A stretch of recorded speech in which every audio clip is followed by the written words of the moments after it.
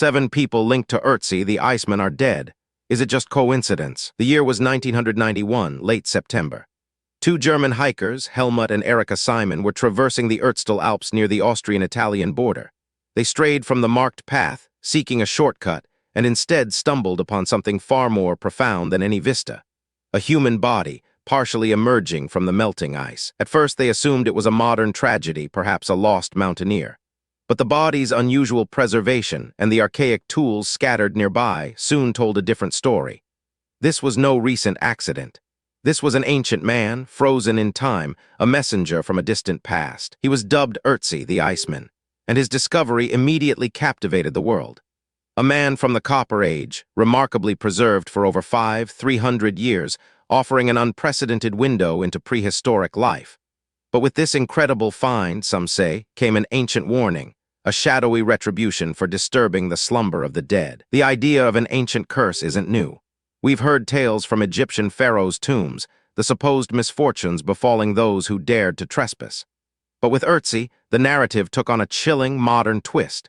A series of seemingly unrelated deaths, all connected to the Iceman's discovery or study, began to accumulate. The first victim was Helmut Simon himself, the co-discoverer. In 2004, 13 years after his incredible find, Simon embarked on another solo hike in the very same Ötztal Alps. A sudden, unexpected blizzard descended, trapping him. He was found dead, buried under 8 inches of snow, just a few hundred feet from the spot where he found Ötzi. His body was discovered by Dieter Warneck, the head of the mountain rescue team. Just an hour after Simon's funeral, Warneck suffered a fatal heart attack. 2 men, directly linked to the Iceman's discovery and recovery, gone within days of each other. Coincidence or something more sinister at play? Next came Rainer Hölzel, a filmmaker. Hölzel had produced a documentary detailing the recovery of Ötzi, delving deep into the story of the Iceman's final moments. 6 months after Simon's death, Hölzel died from a mysterious brain tumor, a rapid and aggressive illness that baffled doctors. Then in April 2005, Konrad Spindler, the leading forensic archaeologist who first examined Ötzi, passed away. Spindler was one of the first to dismiss the idea of a curse, famously saying, "The next one will be me." He died of complications from multiple sclerosis, a disease he'd battled for years. The pattern continued. Dr.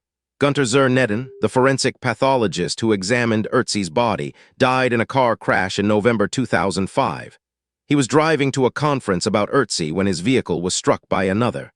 His death marked the 5th person connected to the Iceman to die in a short span. Within weeks of Dr. Zerneden's death, Tom Loy, a molecular archaeologist who had conducted groundbreaking DNA analysis on Ötzi, was found dead in his home in Brisbane, Australia. Loy had been working on a book about the Iceman, a project he never completed. The cause of death was never definitively released, but it was sudden and unexpected. The 7th victim, and perhaps the most striking, was Dr. Walter Leitner, a local archaeologist who was part of the original team that recovered Ötzi.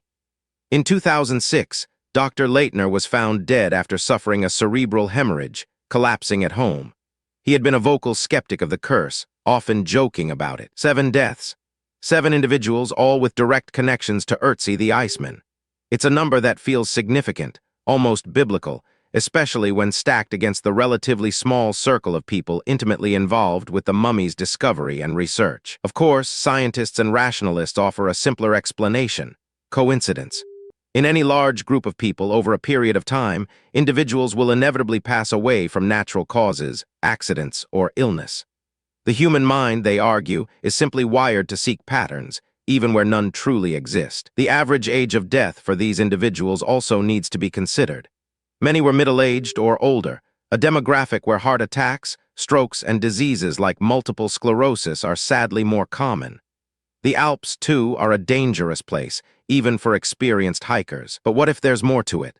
What if the collective energy, the ancient magic, or even just the sheer psychological weight of disturbing such a profound, ancient grave, somehow contributed to these unfortunate ends?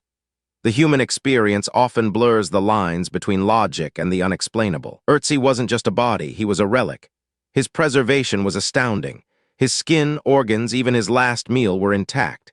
He carried a sophisticated toolkit, a copper axe, a bow and arrows, and even tattoos that might have been for medicinal purposes. He was a snapshot of a vibrant, complex life. Scientific analysis has revealed that Ötzi died violently. An arrowhead was lodged in his left shoulder, piercing a major artery, and he sustained a severe blow to the head. His last meal was ibex meat and einkorn wheat, and he was likely ambushed, bleeding out quickly on that icy mountain pass. Perhaps the curse isn't a supernatural entity, but rather a reflection of the deep respect, or even fear, we hold for the dead, especially those whose lives were cut short. Ötzi's violent end might amplify this feeling, making us more susceptible to seeing patterns in tragedy. It's also important to note that many other scientists and researchers have worked extensively with Ötzi and remain perfectly healthy. The team at the South Tyrol Museum of Archaeology, where Ötzi is now preserved and displayed, have dedicated decades to his care and study without incident. The curse of Ötzi, then, becomes less about verifiable supernatural phenomena and more about the human tendency to tell stories, to imbue the unexplained with meaning. It's a testament to our desire to find order in chaos, and perhaps to add a touch of drama to an already extraordinary archaeological discovery. Whether you believe in curses or not, the story of Ötzi and the subsequent deaths serves as a poignant reminder of our own mortality, and the delicate balance between scientific exploration and the quiet reverence due to those who have long departed.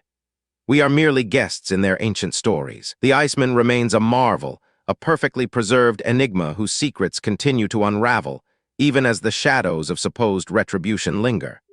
His legacy is not just one of scientific insight, but also a whisper of the unknown, an enduring mystery etched into the icy peaks of the Alps. So was it a curse, or simply a tragic string of coincidences? The answer, like Ötzi himself, is perhaps forever shrouded in the mists of time. Uncover more unexplained phenomena and historical enigmas by watching our next video on the baffling disappearances in the Bermuda Triangle.